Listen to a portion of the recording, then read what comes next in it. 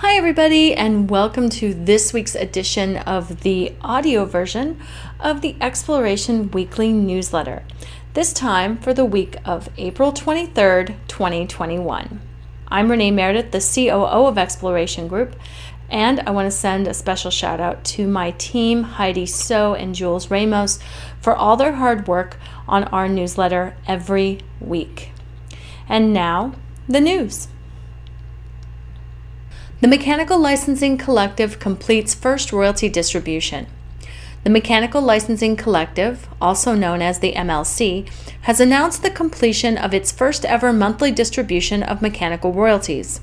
The organization's distribution included royalties from the use of musical works by U.S. digital service providers during January 2021. It did not include any of the historical unmatched royalties. The distribution process started in February when DSPs began reporting their streaming and download usage data for January 2021 to the MLC. The royalty pool for all usage data reported to the MLC totaled more than $53 million when calculated at the applicable statutory rates. The MLC was then able to match approximately 80% of the royalties reported to musical works registered in its public database. Once the matching work was complete, the MLC established which uses were covered by voluntary licenses between the DSPs and copyright owners, and thus needed to be carved out of each DSP's blanket license. After carving out the matched uses covered by voluntary licenses, the MLC determined that the remaining amount of mechanical royalties owed by DSPs to the MLC totaled more than $40 million, which the MLC successfully collected. Those royalties were then included in the monthly distribution process. Apple rolls out podcast subscriptions. Apple, which helped popularize the podcast format, including its name, which was in part derived from the iPod, is making another major play in the audio space, rolling out a podcast subscription service. The service, which will launch in May, will have prices set by creators who will be able to offer perks to subscribers like ad-free episodes, early sneak peeks, and additional or exclusive content. The company is also releasing a totally redesigned Apple Podcasts app, which will include channels and groups of shows curated by podcast creators. Canadian government to spend $56 million this year to boost music economy. After a year of unprecedented struggle, the Canadian government is pledging to inject badly needed emergency funding into the country's depleted music economy. The government said this week that its latest budget allocates about $56 million for the Department of Canadian Heritage's Canada Music Fund, $40 million in US dollars of which is targeted for the ailing live music sector. The 3-year funding allocation, which in 2021 to 22 will represent $50 million in emergency funding, nearly twice the $26 million the government contributed to funding in 2018-2019, comes as Canada's live music businesses have lost 92% of their revenues during the pandemic. This according to a study conducted last fall by the Canadian Live Music Association. The association estimates that about 90 music or music-reliant venues have shuttered. Apple Music says per-stream royalty rate is double what Spotify pays.